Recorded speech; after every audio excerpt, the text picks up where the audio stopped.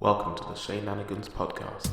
Good morning, good evening, good afternoon, ladies and gents. My name is Sheénanigans, and welcome to this week's installment of the Sheénanigans Podcast, Artist Edition. The podcast series where I interview artists who are not very well known in the musical kingdom, but should be. Today I am joined by BOYO, a Los Angeles-based bedroom pop artist with popular tracks such as Hit or Miss, Mantra, and Good As Gone. BOYO actually recently released an album called Where Have All My Friends Gone?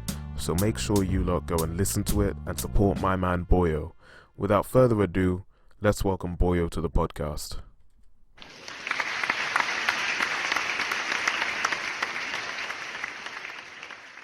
Okay, welcome ladies and gentlemen to this episode of the Sheénanigans Podcast. My name is Sheénanigans, of course.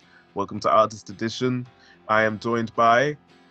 Yo, it's BOYO. How's it going? BOYO, let's go. All right, so do you want to go by BOYO for the podcast or Robert? What should we go with? Whatever you want. I guess Rob. Rob is fine. Yeah. Rob? Okay, cool. Okay, so as always, Rob, since you obviously listen to the podcast yourself, you know that we always start off with a joke. Yes. So, let's just get into it. So, a mum takes her daughter to the doctor. The doctor says, okay, what seems to be the problem? Mother says, it's my daughter Susie. She keeps getting these cravings. She's putting on weight and is sick most mornings. Doctor gives Susie a good examination and then turns to the mother and says, well, I don't know how to tell you this, but Susie is pregnant. About 4 months would be my guess. The mother says, pregnant? She can't be. She's never been left alone with a man. Have you, Susie? Susie says, no, Mum, I've never even kissed a man. Doctor walks over to the window and just stares out of it for like a good 5 minutes. Or, I don't know. He just stares out of it for a while. A few moments later, Mother's like, is there something over there, Doctor? Is there something wrong? Doctor replies, no, not really. It's just the last time something like this happened. A star appeared in the east and 3 wise men came over the hill and I missed it. I definitely won't be missing it this time. Okay. All right. Anyway. I did not. I was like that ending there threw me for a loop there. Yeah. Okay. Let's just get straight into the questions then. So, BOYO, how have you been keeping yourself cool during this COVID situation? Like mentally centered, spiritually centered, etc., etc. Just like trying to, communicate with people like very through strange ways in terms of like, I never was a gamer. I never was a video gamer to a heavy degree in terms of like getting the headset on and doing fight games or anything. Yeah. But I feel like, you want to have connections with your friends. And so you get online and you talk and you kind of just try to have that, I don't know, that feeling of, talking and bullshitting. I don't know, and just like having fun and the same thing with music. Like I've just been doing a lot of collaborations remotely, kind of sending people tracks and having them send stuff back and just getting my brain, keeping just the perpetual motion machine of creativity going while the world is a little. It's just sad. It's just a lot of, also trying not to be ignorant to what's going on in the world and staying clued into to a healthy degree. You just have to balance everything. I think it's a weird time. Yeah, it's a weird time. Yeah. Okay. So you said you send music to people. Are these unreleased tracks or is it? Yeah. I'm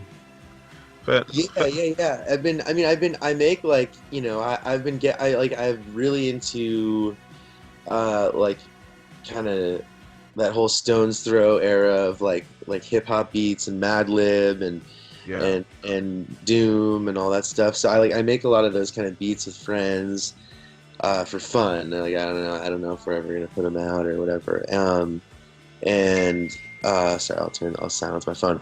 And I also just have BOYO songs that I've been a little bit more open to just getting friends to be like, yeah, let me put a part on this. Let me put a like, like a bass line that could be better. Because before I just used to record alone, and it's ironic that now when quarantine and isolation's happening, I'm like, yeah, let's collaborate, even though we can't really kick it that much, Yeah. Yeah, I get that. Because, like, sometimes I see videos of bands and stuff like that doing these sort of Zoom call live things. And I'm thinking to myself, how are they doing that? Because there's a lag between the people on the Zoom call. So how are they doing that, Yeah, I don't get it. I don't think, unless they have, like, a professional, like, thing connecting it, I don't get it. Yeah. Exactly. I don't know, but I mean, they probably edit it in post or something. I'm guessing they probably like record them all separately, have like a metronome in there, and just record them in post or something. Yeah, they have some baller producer just like getting you know what I mean, just like sitting there like dragging audio files and stuff. But yeah, no, it's a weird, it's very weird, like, and I feel like the thing that keeps me going also is listening to podcasts like this and listening to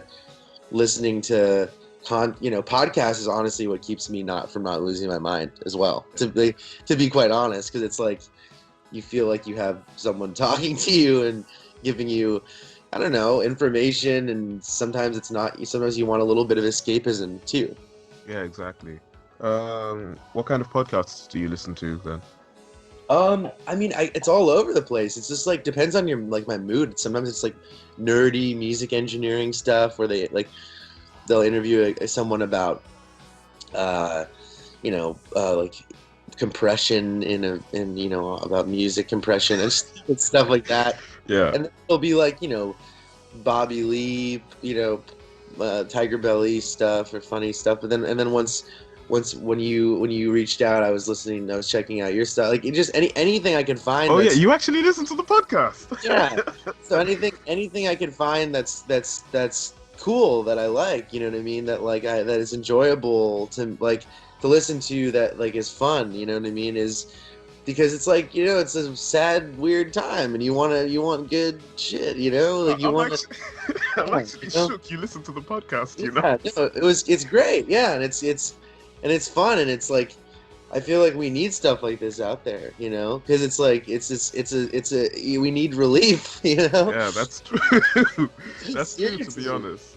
Yeah, so it's like I'm looking for content like this so I can stay not losing my mind, Yeah, I get that. Wow, thank you. I appreciate that, No, we need this stuff. We do. Even artists, people that are just like artists that claim they're pretentious and they'll only consume, I don't know, I hate this. I just hate. I went to art school for so long, and there's just there was such a aversion. I never got this weird aversion to comedy too. Artists, there was such a weird musician performance artists hated.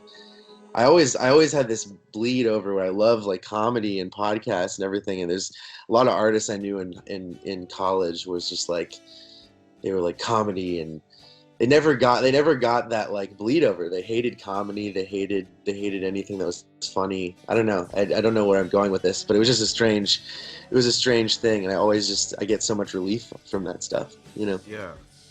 Yeah. No, I feel like a lot of artists, I don't know, they feel the need to be all deep and meaningful and stuff, and just never see the humor in anything. I guess.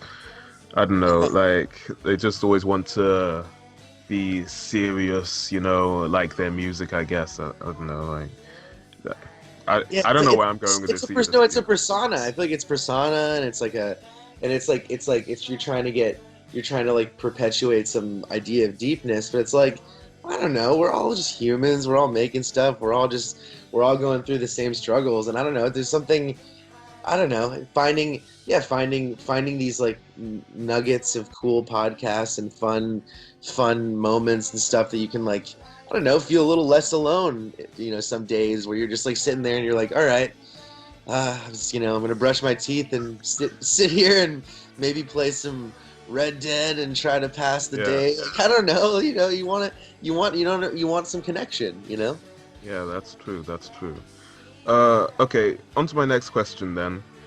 All right, so we all know that LA, right, Los Angeles. When I was doing my research, I saw that you live in Los Angeles. Am I right? Yes, sir. Los Okay, Angeles. so Los Angeles has a whole host of different types of people. It's a very accepting community. What's the weirdest thing you've seen while going about your daily business in LA?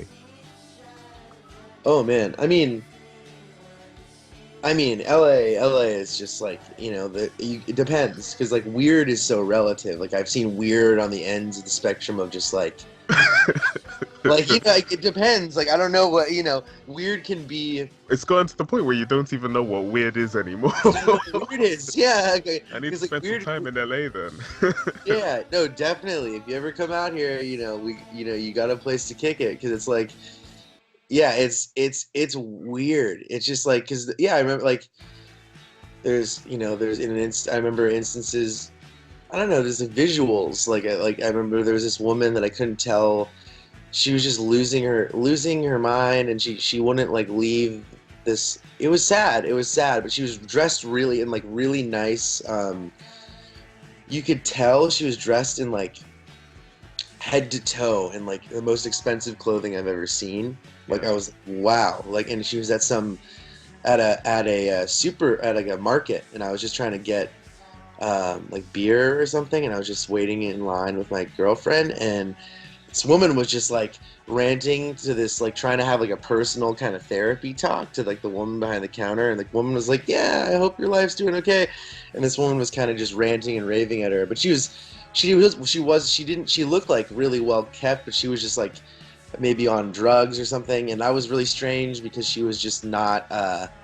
It wasn't your typical, you associate, mental health with homelessness and with this, a certain visual, and it was just like she was dressed to the nines and like Gucci and this crazy stuff, but she was just like grabbing stuff and throwing it down, and I was like, maybe she's having a psychotic break. So just like stuff like that, where it's these people that are on the other end of also the financial spectrum where they're so wealthy, but there's also still mental health, and then like, I've had guns. I had a gun pointed at me in my face. I've had, like, Wait. So that story with the lady was more impactful than a gun being pointed in your face. Is that what you're telling me? I mean, the gun in my face, I don't know why. I think it was just because, like, that whole story, it's just crazy. It was just like, there was like this like fight between like two rival gangs that was happening in like in a burger place that I was just getting a burger, and I was just trying to get a food. You know what I mean? It was laughing. I'm sorry. No, I know. No. Well, just because I'm just like such a like meek, like I'm just, I'm not, and I wasn't doing anything. I wasn't, like aggravating anybody or making any weird, I wasn't like looking at anyone or doing any. I was literally just minding my own business, like on my phone, like, dude, I was probably like a little stoned and chilling. I was like at an In-N-Out burger, and yeah, this just a gang fight broke out, and they started like beating, like fighting, and I had to like duck and all this stuff, and then this one dude just like kind of just like needed to clear the room out and make sure that everybody was like not gonna do anything. I don't know what it was, but then he just like, had a gun and pointed at me. He's like, "You're cool," and I was like, "Yeah, I'm cool." And it was just like a crazy, but I knew he wasn't. It wasn't like a thing where he was gonna. I can't explain it. He wasn't gonna do anything. You knew that he wouldn't shoot you, but he was just. It was an intimidation. And I was like, and I was just kind of like, wow, that is a crazy feeling. But also, I don't know. It was just a really weird. It was everything happened so fast. But it was just, yeah. LA is a melting pot of just all types of people, and yeah, and it's a cultural. I feel blessed because I also just grew up around so many different types of people. I don't. Yeah, I mean, I don't have one type of friend. Everybody's my friend group is so vast. It's kind of insane. Yeah, I get that. Well, that's a crazy story. Not gonna lie. Fair enough. It's crazy. It was great. It was wild. It was like a very like Tarantino moment.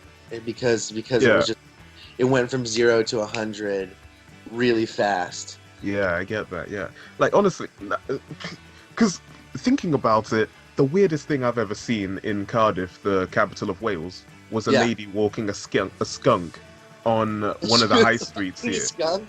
That's the weirdest thing I've seen. And that, I mean, some of the stories I've heard about LA and just America in general, it seems like, I don't know, like a circus there or something. No offense, but No, like, that's what... you're allowed to offend. America is one messed up place. I mean, everything is in a complete state of disarray, and LA too is just such a strange, because it's also so many pockets. It's not like one city. It's like these mini subsets of cities, that are just, it's a freeway that just shoots through it. So it's so bizarre, because you don't know what to expect, and you just go to these different places, and there's like these disgustingly wealthy places that then have extreme poverty in these little pockets of them, and it's just crazy. It's so weird. It's so weird. It's like a fantasy land. And I was born here, so I'm desensitized, and sometimes I have to like snap out of it and go like, this isn't normal, Yeah, that's actually crazy, Yeah, like, it's like, because I hear stories about people who go to places like, I don't know, maybe Brazil or places in Asia or Africa or wherever, and they have a culture shock. But I mean, these culture shocks are literally right on your doorstep, Right. So it's, I don't know, it's crazy how you get desensitized to it just living where you are right now. Well, right, like for instance, like, have you traveled and had like mini culture shocks? Just like have you gone to other places in Europe and stuff and just been like, this is culinary, this is weird, like I've been out of the UK a few times, to Europe a few times, and also to Africa a few times. Oh, that's awesome. Yeah, to be honest, I don't know. I don't say they were culture shocks, because like I've seen the adverts and stuff, and I mean I've seen vlogs and stuff like that. So I wouldn't say it was a culture shock, but it was interesting being there in the moment, if you get what I mean. Yeah, it was like it was like a contrast more than a culture shock. Yeah. Yeah, exactly. Yeah, like I was already mentally prepared before I got there, I guess. I don't know. Yeah, that's interesting. Yeah, because it's like you were kind of you were readying yourself for those experiences, whereas LA just kind of throws weird stuff. I just think it's like weird. American cities are just strange, and I think they just have an energy and a tension. Like New York is tense. There's just it's like you can feel it, like if you go to the subway and you're trying to you ask someone who works at the someone who has like the jacket who works in the subways, and he's like, hey, sorry, I don't, this is such a giveaway that you're not from there, but you're like, sorry, are we talking about subways like the trains or subways? The trains. Not the sandwiches. No, this is not the trains. The trains. Sorry. And, you're at the underground subways. Yeah, no, not the $5 foot long one. And I should distinguish. Yeah, and it's a giveaway when you ask them, like, where's the changeover from Bushwick to whatever, because you're supposed to just inherently know everything in New York, and they get so pissed at you that you're just asking them questions. In New York, there's an anger, just people are rude there, and like, I don't know, that whole, I mean, everyone's shouting at each other. It just, I don't know. I mean, after seeing Joker, honestly, I don't know if it's a place where I want to visit. Like, maybe visit for maybe a few days, but definitely not live, I don't think, I think you have to experience it. Like, I think one day in your life, just, especially because, you're creative, you do podcasting, you have to, like, experience it just so you can at least talk about it. You know what I mean? And, like, give a sort of, your take on it from not being there, and like, because it's going to be, that'll be a weird culture shock too. And just like, and you'll still be semi-prepared, I think, just from all the media and everything you've seen. But yeah. Yeah, I guess so. Yeah. Okay, next question. So when I was doing my research, I read something about you experiencing seizures in the past. Has that influenced your music at all, or I mean, how would you say that's influenced your music? I guess that's what I'm trying to say. Yeah, definitely. I mean, in the like I had so like it was kind of a random thing. I was playing a lot of shows. I was in like a bunch of bands. I was in my band, Yeah. and a couple of other bands. We were playing like South by and I played like Coachella. And it was just like it was just a lot. It was just crazy, and it was just my body was kind of getting beaten down. And I didn't know that I had because I guess I just had this weird epilepsy thing that was kind of just in my brain that I didn't realize because I guess it was just dormant. Yeah. And I think from beating the crap out of myself and playing so many shows and just touring and recording, I think I just like crashed, and I think I just like started having these seizures, and it was crazy. So I had to like leave a bunch of these bands and then like kind of tour a little less and be like, all right, let me slow down. But weirdly slowing down, I can make a bunch of records because I'm like home. You know what I mean? Yeah. So I weirdly made like some of the songs that eventually helped me catch on and do well were the songs I made when I was like sick at home trying to figure stuff out and like getting put on meds and like getting all these tests and stuff. It was weird. It was a weird like coinciding because I was like, I got to do something. You know what I mean? I can't tour. I was supposed to go to Europe and do all this stuff. Yeah. So I was like, I should just keep recording songs because I can do that. I'm home. You know what I mean? I was like, why Yeah, not? exactly. Yeah, I get that. I mean, I guess you have to see the positive in everything, really. Like it was a positive that came out of a negative, I guess you could say, because it helped you to catch on more and gain popularity and set the ball rolling a bit more, I guess. I mean, you played at Coachella, so the ball was already rolling, but Yeah, you know, it. in my friend's band, but like BOYO was kind of always tied with my friends' projects. We were like this big kind of community. Yeah. We were playing in this like this label Danger Collective, and yeah, we were just and it got the ball rolling in terms of just like also me just focusing on how to like do aesthetic stuff and how things looked. It took me out of like the touring world, which was tough because it was like we were starting to really build the following. It was crazy. Like I was like, we were playing these bigger shows, and all of a sudden I was like, bam, you can't play shows for a sec. Or I could, but then we would like, it was a couple of times we were on our way to shows, and I'd be like getting sick, and I'd be like, fuck, I can't go, or it'd just be a rough one. But then we figured it out. I found a rad doctor who was just like, yo, because for a while they didn't know what I had, and she was just like, you have epilepsy. Here's the right medication, and it changed everything. And then I could tour again, and then because my touring schedules are just really gnarly. The way that I don't know why they just always end up being really like it's just like a month of just or a month or 2 months of just constant. And so being medicated is just important because I have to just be on my stuff, you know, like Yeah, I get you. super ready. I mean, okay, I had a question. I lost my train of thought. Right. Okay, we might as well just move on to the next It's one. all I lost good. my train of thought. I'm sorry about that. Don't worry. Okay, if your music had to be a color, what color would you say it would be? I would say it's like there's different phases. So like I think my earlier music up till my newer record was like kind of like a pinkish, like purplish kind of like hue. Okay. And then I think the newer stuff is like darker. I don't know what it is yet. I'm trying to figure out the color. I don't know. Yeah. The new stuff's is like maybe I don't know, like red. I don't know, like Okay, fair enough. I mean, fluorescent red. red. Okay, why would you say it's red? Well, what adjectives would you associate to?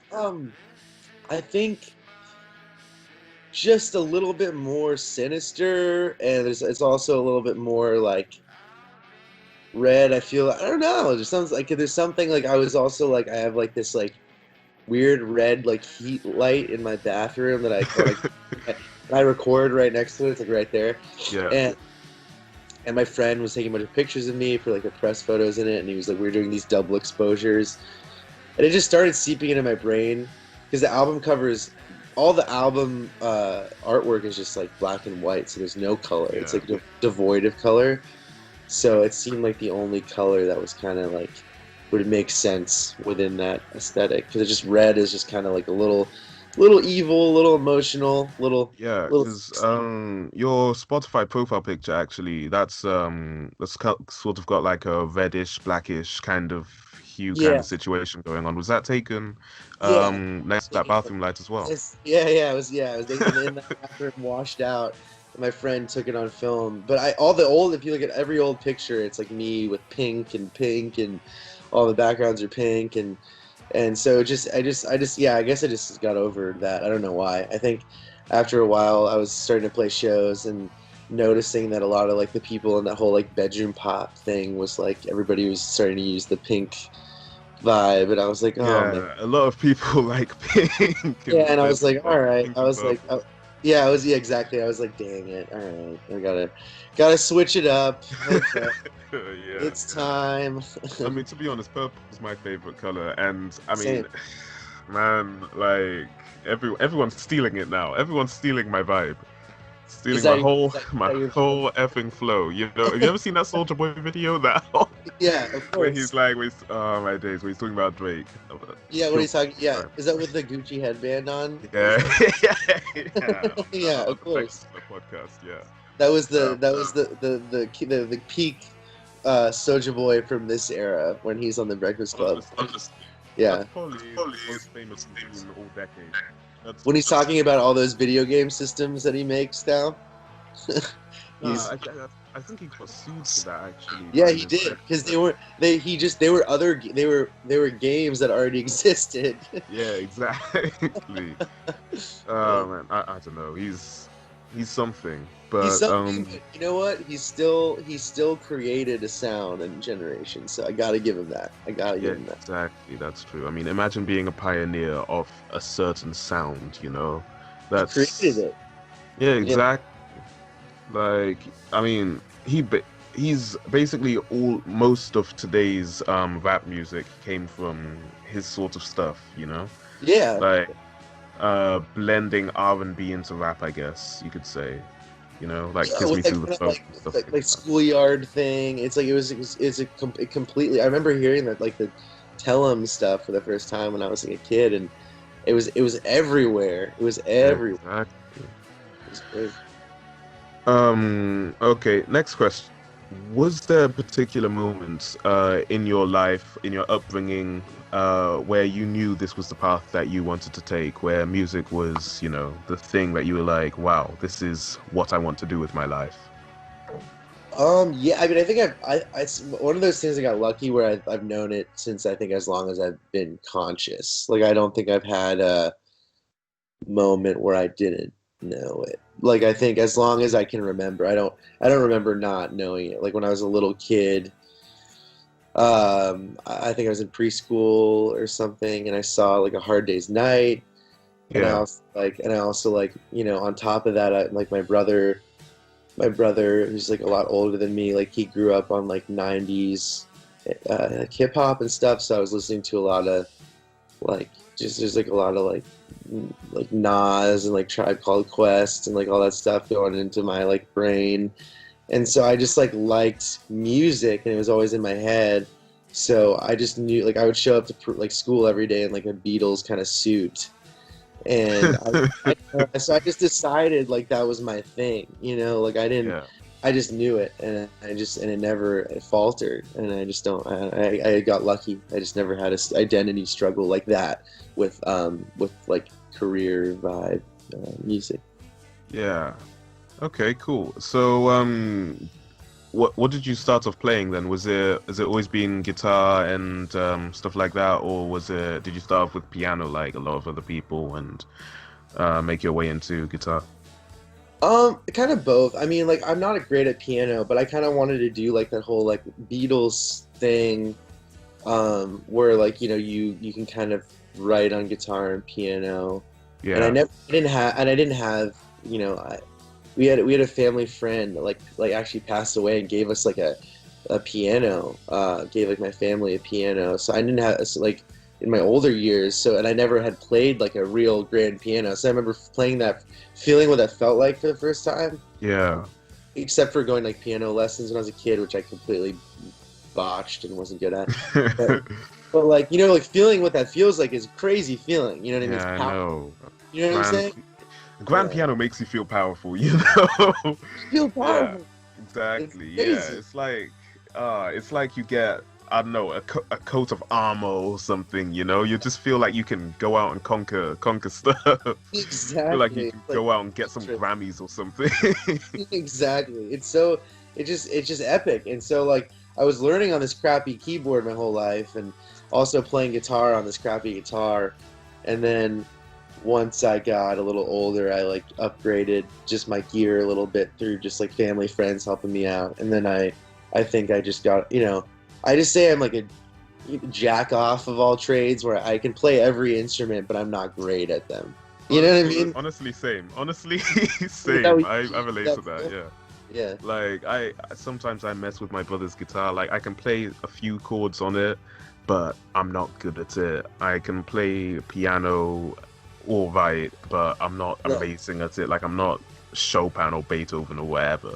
Yeah, same. And yeah, exactly. Like I'm good enough to write stuff myself, you know. I don't really like playing other people's stuff, I guess you could say. That's rad. That's all you need. You know, that's what I think. I mean, I don't want to like, you know, tell people that's all they need, but like if you can write on piano, if you can like pick up a guitar and do what you feel good, like what feels good to you, that's pretty cool in my opinion. Exactly. I mean, that's all you really need in the music business anyway, to be honest. Like no one really plays other people's music unless it's like a cover at a show, you know. Right, exactly. And like the funnest thing is like I remember I always naturally was a pretty decent drummer. Like it just came to me pretty well.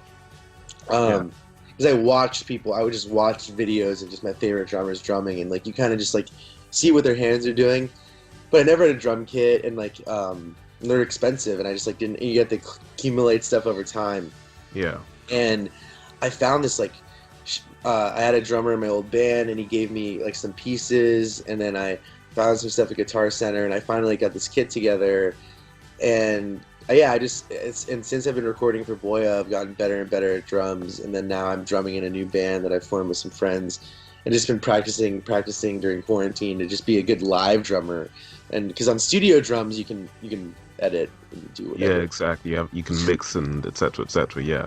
But I'm just like getting my chops so I can, you know, become a decent enough live drummer so it doesn't sound like total crap, you know. Yeah, cool. So yeah, that brings me to my next question then. One of your more famous songs would be Smile, actually, on Spotify at least. Yeah. What's the story behind Smile? Smile, man, I don't even remember. Smile, I have to kind of like go back in time, because that's part of like a weird time where I was kind of just like making a bunch of interesting like drum samples. You have to open up Genius or something, do you? Yeah, I'm literally opening up Spotify. Okay, so it's part of the You and Me thing. Oh, okay, I got it. Okay, so yeah, it's because I just can't remember if I think that song was part of this EP that I made after this tour where we did this mini tour, and I just wanted to like make something that felt a little bit like disjointed and weird, and I think Smile has my friend Gabe. Yeah, that's the one with Gabe on drums. And my friend Gabe is he plays drums live in BOYO, and he's a crazy drummer. Like one of probably the most insane drummer I know. And just in terms of he doesn't think normally about the drums. Like he's not pretentious. He's not pretentious. He doesn't talk about it. He does, he just is like, yeah, I just play drums. It's cool. He doesn't. Those are the best ones. Yeah, he won't he doesn't care to tell you about his process, but the way he approaches timing and stuff, I don't know how to play like that. So, I think Smile, we did a weird jam, if I remember. Now that's coming back to me, and I think I sampled him drumming. I think I sampled him doing like a bunch of different like a bunch of different like sections, and then I chopped it and screwed it like a hip hop beat. Yeah. And then we built the song together, and then I think we did some vocals and put it through a synth, and did some. I think it was just like the weirdest production song off of that, because it was me and Gabe just like getting super stoned, Yeah. and just trying to get weird. I mean, honestly, a lot of some of the greatest songs of our generation have come from people who were stoned at the time. Like some of the most popular songs. Like honestly, there's no way my man Lil Uzi Vert meant to spell XO Tour Life like that. There's no way he meant to spell it out like that. He was definitely on something. Yeah. Like there's 2 L's, there's a 3 at the end of it. I don't even know. Oh man. But He's on one. yeah, honestly. But no, like some of the best music comes from people who are, on the influence of something, I guess. Yeah, So and I don't want to like promote people getting. yeah, exactly. Obviously, don't promote Yeah, it. obviously, but I'm just if you're safe and you're you're careful and you enjoy like stretching your brain out a little bit and having fun and because like I just get bored with like normalcy and like just like with just like I don't know, with just looking at the world in a certain way, and I just like I don't know, messing with your brain with like how like psychedelics do it. I don't know. Sometimes I just like doing that to my brain and seeing what happens. I don't think doing it chronically and every day is great, but Yeah, to be honest. I think that's necessary. Honestly, here in Cardiff, the weed smoking population is super high. Like, I work with a few people at this shop that I work part-time at. I work with quite a few people who do that kind of stuff pretty much daily, and they're walking around like zombies. I'm telling you, Yeah. It's actually insane. But like in moderation, I can see how it would be advantageous to artists. Like, obviously, I'm a Christian, so I have to choose my words carefully. Yeah. No, totally. But, You just gotta be really careful and careful with your own, with your body and your mind, and just like, and first and foremost, just know yourself. I think is what it is, and just know that you're, like if you're not into that stuff, don't even do it, because you can also be creative on your own and on your own volition without that stuff. Like I have friends who are super sober and make the weirdest stuff. So I think it's a spectrum of just how people do stuff. I'm just a strange breed, I think, too, where I can like handle kind of pushing my brain to weird extremes and making stuff, and then I can also just be sober forever and then not feel bummed. So I just go through phases, Yeah, I get that. I say I get that. I can't relate to that at all. I've never done anything. So. And you don't need to. I think everybody's journey is a different thing. And I also think creativity is not. I don't think it's ever contingent on substances. I think that's something that rock and roll cliches. It's like one of the things that really pisses me off, to be honest, about like rock and roll cliches, is the whole like intrinsic chauvinism and drug use and all that stuff. I just like, I hate, you grow up reading these books too, just like of what you're supposed to do if you're in a band, and it's just like, no, you're not. Like you can also be like, I tour really sustainably. Like when I tour with my band, like we wake up early and like we'll like go to the gym at the hotels, and so it's like you have to also tour. You can't tour like a crazy person, or else like the people we read about and the way that they toured, most of them aren't alive anymore. Yeah, exactly. To be honest, you kind of gotta check yourself. You know? I mean, I can agree with all of that except for waking up early. That's not my thing, to be honest. It's not my thing either. See, that's the thing. It's not my thing. I hate it.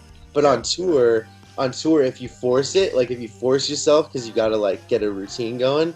You force yourself to get up early and you're in a hotel, it just like you start feeling like you start getting pepped, and you get the drive going. It just like you feel good, because it's the only way you feel like not terrible eating Taco Bell and McDonald's every day.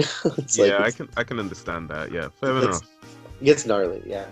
Okay, so last question before we move on to our next segment. Do you ever listen to your own music? I have to like wait a long time. If I put out a record, I'll hear a lot of the like what I like think are flaws or like little like, oh man, I could have done that better. So like for my new record, I probably won't listen to it for like a year, and then I'll put it on and I'll be like, oh, like I have like I have the vinyl, and so I'll put the vinyl on and I'll be like, oh wow, like I made this, that's cool. Like I haven't I did that with my first record. I hadn't listened to it in like 3 years or something, and then I put it on. Or someone put it. My friend was like, yo, dude. And he put it on. He put it on when he came over, and I was like, okay, like that's cool that I did that when I was, a teenager. So that's bizarre. It's a bizarre sensation. Yeah. Sorry, but there's a lot of ice cream men in this area. Honestly, it adds like a cool ambiance. Yeah. No, there's. It adds a cool like it's ominous. It's like an ominous. Yeah. No, they usually come in around this time. I probably should have closed the window, but it's coming to the end of summer here in the UK, and summer weather is a different kind of heat. So also, it's not overpowering. It just gives a little thematic. Oh yeah. That's not bad. Yeah, okay, yeah, like sometimes I listen to some of my own tracks and I'm like, man, I need to re-record that, because I've fully gone ahead and re-recorded like at least 10 different tracks just because of how much they fully re-recorded it, like fully not like I don't play instruments like that. I produce the beat and then I do all of the stuff. It's not SoundCloud rap. It's not, I need to be very clear. That's not SoundCloud rap. Well, I want to hear it. You got to send it to me. Because do you make it on like? Is it what do you make it on? It's Linux Multimedia Studio. So it's it's a different one. But it's sort of like lo-fi kind of cloud rap, bedroom pop kind of thing, I guess you could say. That's my vibe. I'd love to hear it. Yeah, please send it. Yeah, I'll make sure to send it to you afterwards. Please, don't forget. I really had to go right to the beginning and re-record the vocals on some of them on one of the recent ones that I re-recorded, I completely sped it up because it just sounded like a funeral march or something like that, So you just sped up the whole track. Like I fully just went into Audacity and just went change speed. I think that's the one, change speed, and then did the thing. That's actually a smart idea. That's a smart idea. Like a lot of artists will be like, damn, like this track hits, but if it's a different tempo, it really hit. You know what I mean? And then that's there's nothing wrong with that. Yeah, like the whole slowed and reverb movement that's been going on YouTube recently. What's an example? Yeah, no, my friend does a bunch of those. Yeah. Yeah, I saw one, Goosebumps by Travis Scott. That one's got hundreds of thousands of views on YouTube, slowed and reverb, I love that song. I need to check that out. Yeah, so that kind of stuff is really popular in this day and age. I guess, I don't know, people like listening to it at nighttime or something like that. It's smart that you apply that to even your own music, where you go like, okay, well, this works to a degree, but let me change the BPM. You know what I mean? Like we live in that age where we can do that, which is super cool. Yeah, exactly. It's back in the day, people couldn't do that. Well, they weren't as savvy with it as we are today, And it's crazy how, but not, Exactly. It's crazy how we've gone from banging on like rocks to all production, projects, like high production value projects, like, I don't know, to name a few, Blonde, I guess, and stuff like that. Right. So it's crazy how we've gone from that to that, I guess, what I'm trying to say. Anyway, that brings us to the end of the question section. So now I've got only a few more questions.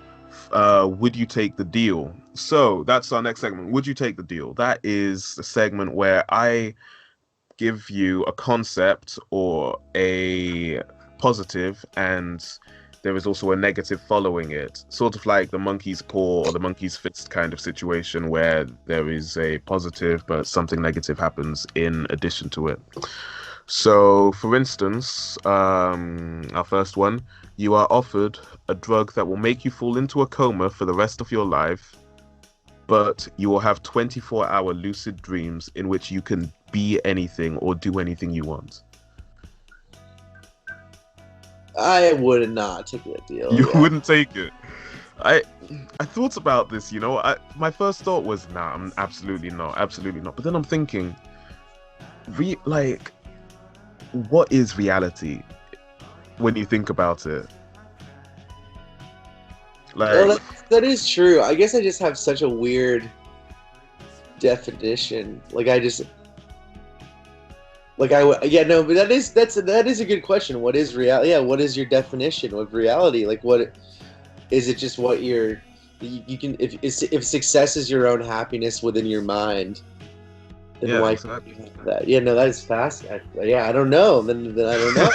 Like, there are people in the world who are walking around all day treating their life as if their life is the dream and their dream is the real life, you know? Right. Yeah, exactly. So, I mean, have you seen Inception yourself? Of course.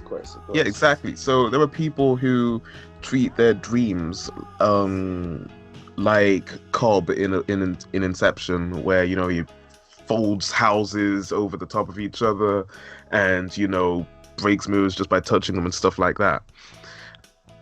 I mean, I'd consider it.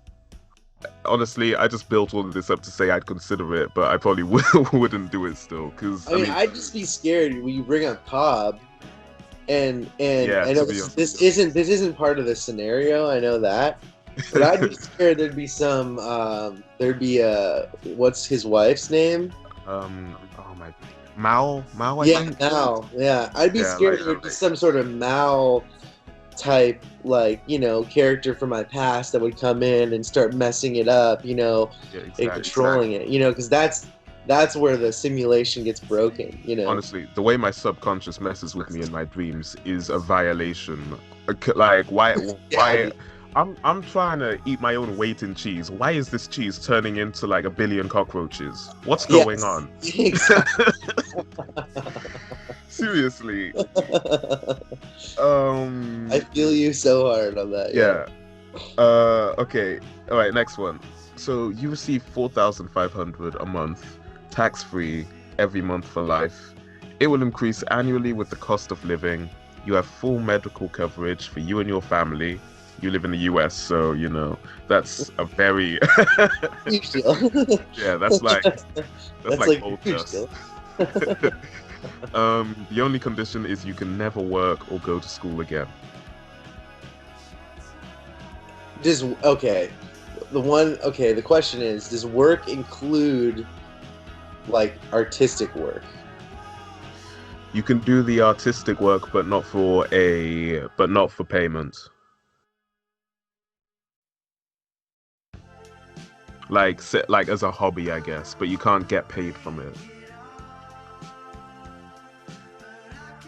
I guess if I could finagle something where like I would still do it and try to be successful, but just give all the money to, you know, my band and you know, and give like charities and stuff, then yeah, I'd just do that. That'd be tight.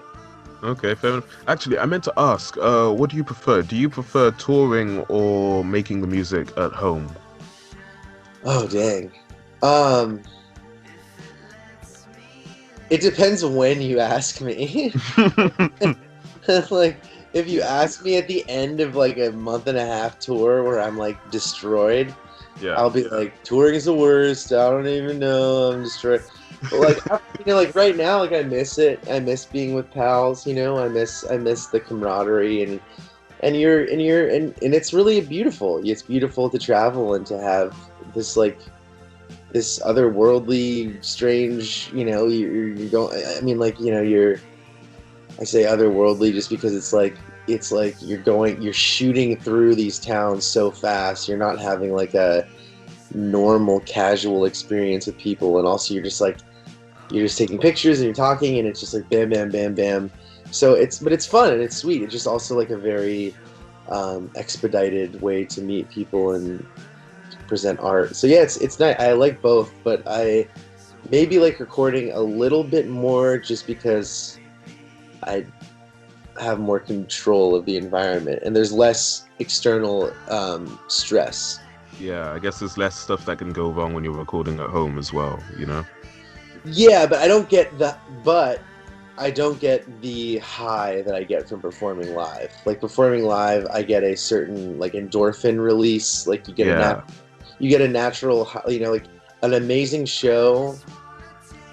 Like recording a great song will feel amazing. You'll get a different endorphin release, but an amazing show gives you this release that I don't think I have never felt from anything else.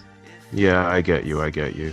Honestly, I've never toured, but I feel like I'd probably prefer touring, to be honest. Like, Really? the idea of people singing along to one of my tracks, that's honestly, I doubt that could be beaten by much else. I mean, it's the coolest feeling. There's nothing that has beaten that feeling. It's like when we play, there's a couple songs we play that like at least one or two, and we go to certain places like in New York and Chicago, and people sing along, and like there's been times where I don't even have to sing the chorus, and you can just like let people sing it, and it's like, and it feels crazy, and you're just like, this is a crazy feeling. I don't know what this sensation is, and yeah, I mean, I had to do a whole tour. It was super last minute with my friends. They're this band Hot Flash Heatwave, and and I didn't have a band to like just go like, hey, let's go right now. So I uploaded all my tracks on a sampler, and I just had to sing, and it was terrifying, but I ended up being really the most gratifying sets because I just was like running in the crowd, and because I had to make up for just being a person with a sampler, which is kind of not fun if you're just gonna stand. You know? Yeah, I get that. I mean, I can see advantages to both situations, to be honest, having a band and not having a band. Honestly, my tracks would probably not require a band, to be honest. Maybe a guy sampling it or something. I don't know, but yeah, maybe triggering it behind you or something. Yeah, I guess you could say that. Yeah. Yeah. Okay. Next one. You will always be second best at everything you do. This means that you will never fail, but also that you'll never be the best at it.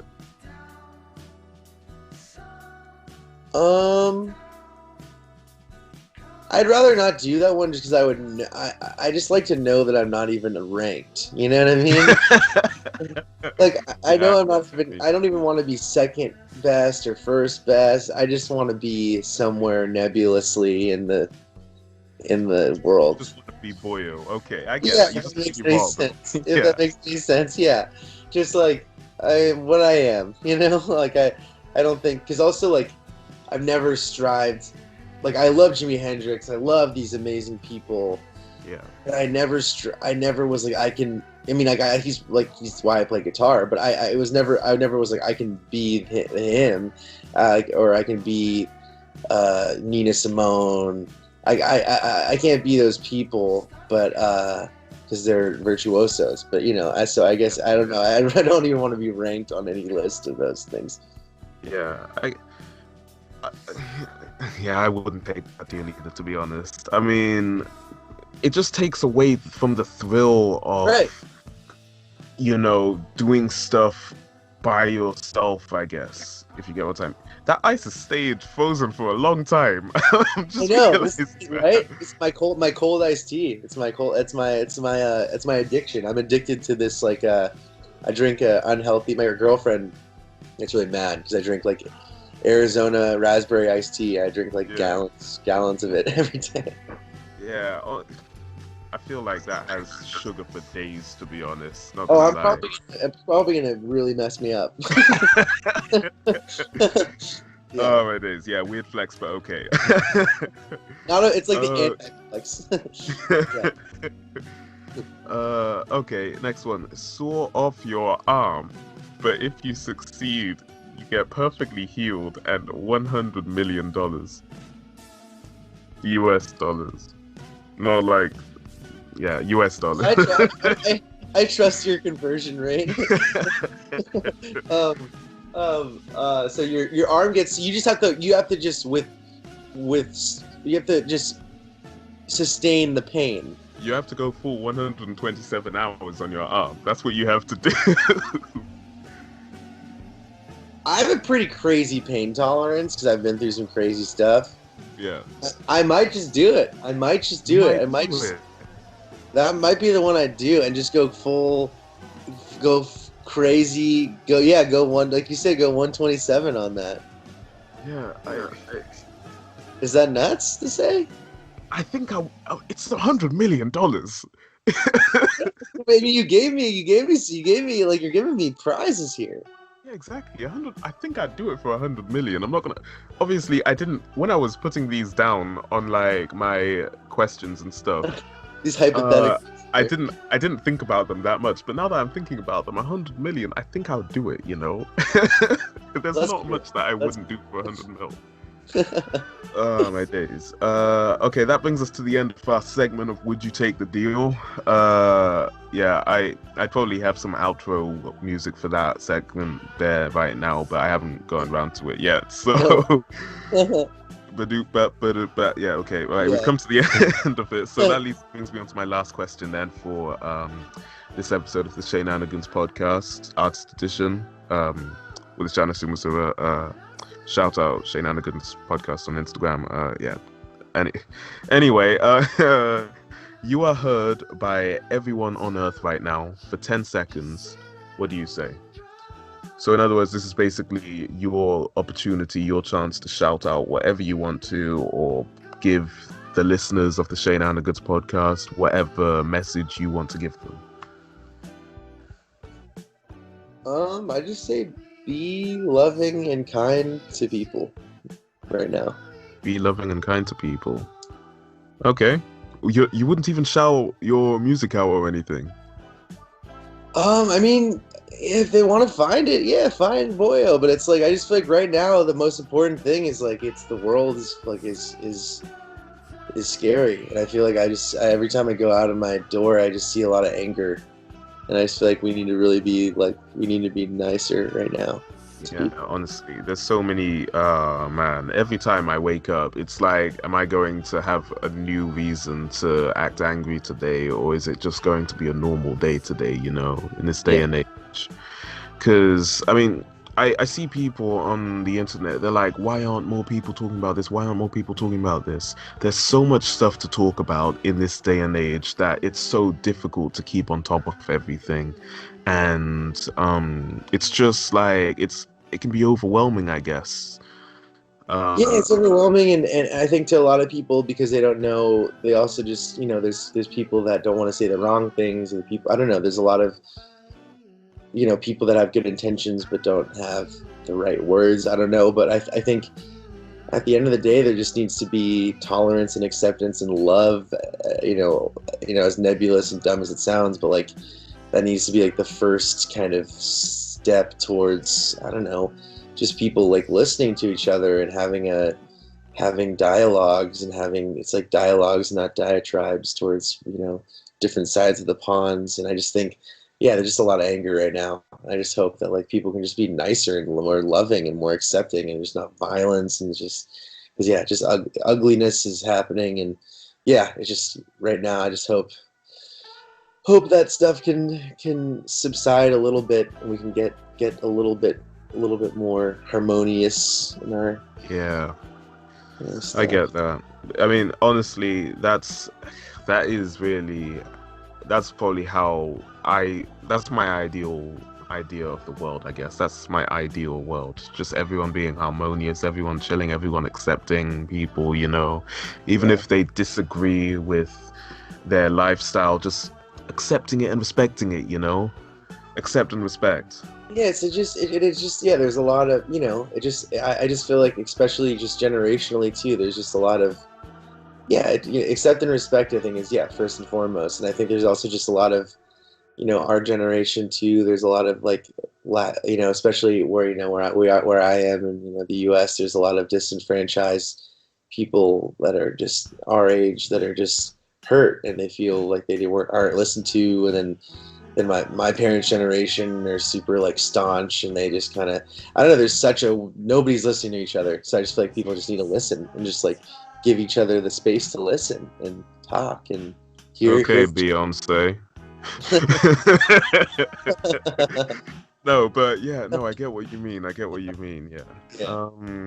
Okay, Boyo, I appreciate that. Or, sorry, Rob, I appreciate that. I don't care. You call me whatever. Yeah. Okay, Thank you. no, honestly, thank you for appearing on the podcast. I really appreciate that. I'll probably cut this one into 2 parts, though, I think, because this one's gone on for. Do whatever you gotta do. Yeah. I'll cut it into 60 parts, 1 minute each. Yeah, But, exactly. But yeah, Boyo, I appreciate you appearing on the podcast.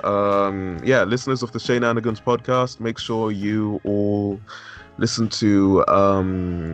Make sure you all go and check out Boyo's stuff on Spotify, Google, whatever, YouTube, Amazon, etc., etc. LimeWire. No, I'm kidding. Yeah, LimeWire. Go pirate it, whatever. Yeah, bootleg that stuff. Don't pirate Boyo's music. Yeah, bootleg it. No, I'm kidding. Make sure you all check out his most recent album, Where Have All My Friends Gone?